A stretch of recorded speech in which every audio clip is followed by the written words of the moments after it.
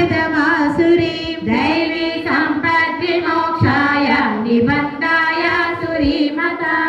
मासु च सम्पदं दैवीम् अभिजातोऽसि पाण्डवा द्वौ भूतस्सर्गौ लोकेऽस्मिन् दैव आसुर एव च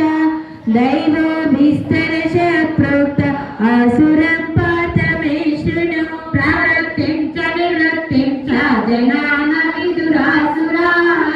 न शौचं नापि चाचारो न सत्यं तेषु विद्यते असत्यमे प्रतिष्ठन्ते जगदाहुरनीश्वरम् अपरस्परसम्भूत किमन्यत् कामहैतुकम् एतां दृष्टिमवष्टभ्य नष्टात्मानोऽल्पबुद्धयः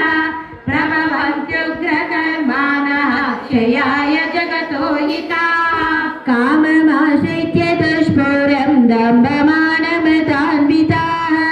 मोहात् गृहीत्वा सद्ग्राहात् प्रवर्तन्ते शुचिव्रताः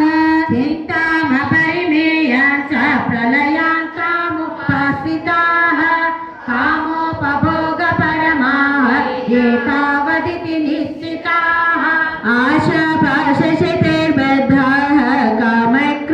कामक्रोधपरायणाः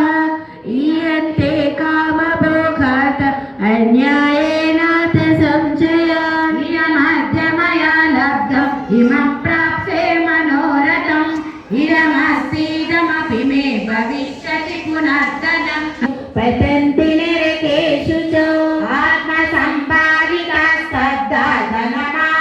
धनमानमुदान्विताः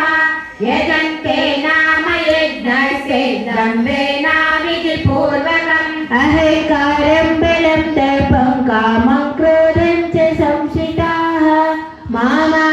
मामात्मपरदेहेषु प्रद्विषन्तु